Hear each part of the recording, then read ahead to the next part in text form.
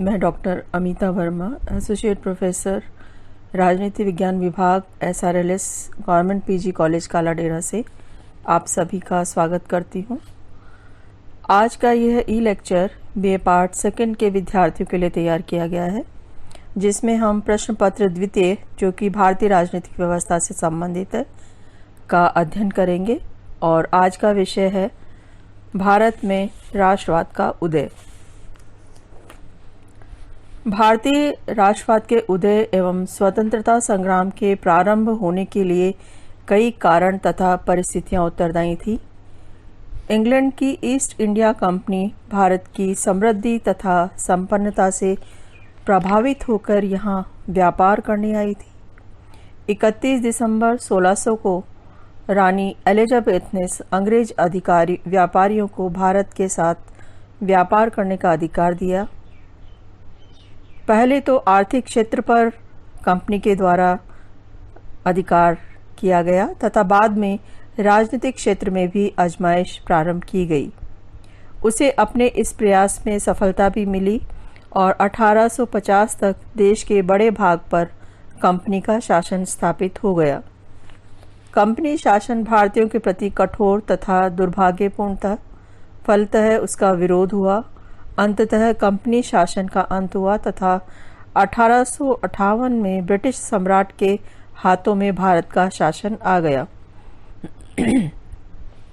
British शासन भारतीयों के हित में नहीं था, अपितु ब्रिटिश साम्राज्य के पल्लवन, पोषण तथा विस्तार के उद्देश्य से स्थापित किया गया था, जिसमें भारतीय जनता की भावनाओं, सुख दुख की ओर ध्यान देने के लिए गुंजाइश नहीं थी। ऐसे में असंतोष होना स्वाभाविक था। भारत में राष्ट्रवाद के उदय, राष्ट्रीय आंदोलन के प्रारंभ होने तथा उसके गति पकड़ने के कई कारण थे, जिनमें प्रमुख कारण इस प्रकार थे। 1857 का विद्रोह सबसे पहला और प्रमुख कारण रहा है। दूसरा कारण है धार्मिक तथा सामाजिक सुधार आंदोलन, जिनमें ब्रह्म समाज, Arya Samaj, theosophical society, Ramakrishna mission आदि को हम रख सकते हैं। इसके साथ ही इस दौरान ब्रिटिश शासन के दौरान राजनीतिक एकता की स्थापना होने से, आवागमन तथा संचार माध्यमों की भूमिका होने से राष्ट्रवाद के उदय में महत्वपूर्ण योगदान मिला। पश्चिमी शिक्षा तथा साहित्य का प्रभाव भी राष्ट्रवाद के उदय में देखा जा सकता है। ऐतिहासिक अनुसंधान तथा भारतीय साहित्य की प्रशंसा, भारतीय समाचार पत्रों तथा साहित्य की भूमिका आदि से भी भारत में राष्ट्रवाद की भावना को बल मिला। विदेशी आंदोलनों का प्रभाव भी भारत में राष्ट्रवाद के उदय की दृष्टि से महत्वपूर्ण है और भारतीयों का विदेश गमन, जिससे भारतीयों के विचारों में विचारधारागत परिवर्तनों ने राष्ट्रवाद को पल्लवित किया, उसको विकसित किया। ब्रिटिश शासन का आर्थिक शोषण भारत में राष्ट्रवाद के उदय के लिए महत्वपूर्ण रूप से उत्तरदायी रहा है तथा मध्यम वर्ग के उदय ने भी भारत में राष्ट्रवाद की भावना को बलवती बनाया है। अंग्रेजी शासन द्वारा खासकर लॉर्ड लिटन के शासनकाल में जो दमनात्मक कदम उठाए गए, उसने भी भारत में राष्ट्रवाद की भावना को विकसित किया। और उसके कुछ प्रमुख उदाहरण इस प्रकार हैं, जैसे सिविल सर्विसेज परीक्षाओं में बैठने की उम्र 21 वर्ष से घटाकर 19 वर्ष कर दी गई। 1876 से 1878 के भयंकर अकाल एवं महामारी में भारतीय जनता के प्रति असहानुभूतिपूर्ण व्यवहार किया गया। वर्नाकुलर प्रेस एक्ट पारित किया गया। भारतीय शस्त्र अधिनियम पारित किया गया। कपास सीमा शुल्क को हटा लिया गया। सेना पर अत्यधिक व्यय किया गया।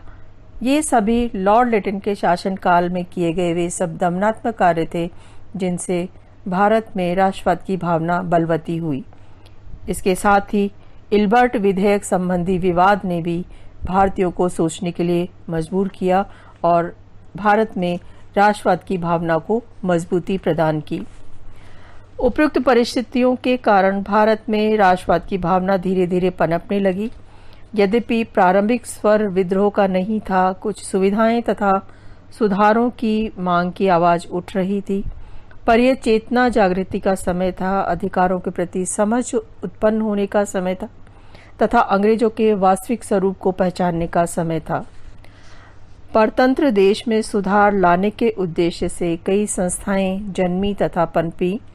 1843 ईस्वी में बंगाल ब्रिटिश इंडिया सोसाइटी, 1852 ईस्वी में बॉम्बे एसोसिएशन, 1852 ईस्वी में ही मद्रास नेटिव एसोसिएशन अस्तित्व में आई।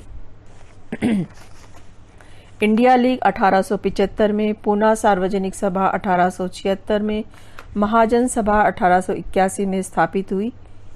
ये संगठन भारत के विभिन्न क्षेत्रों में काम कर रहे थे तथा ब्रिटिश शासन को और अधिक उदार बनाने की दिशा में प्रयास कर रहे थे। चेतना जागृति की दिशा में ब्रिटिश शासन का गैर संवेदनशील व्यवहार, भारतीयों द्वारा विचारोत्तेजक लेख तथा सुधार के उद्देश्य में स्थापित इन संगठनों ने महत्वपूर्ण कार्य किया। इन गतिविधियों ने भारतीय राष्ट्रीय कांग्रेस की स्थापना का मार्ग भी प्रशस्त किया और भारतीय राष्ट्रीय कांग्रेस के नेतृत्व में राष्ट्रीय आंदोलन को प्रारंभ भी किया गया। भारत में राष्ट्रवाद के उदय में विभिन्न कारण उत्तरदायी रहे हैं और उन सभी कारणों को संक्षेप में यहाँ बताने का प्रयास किया गया है।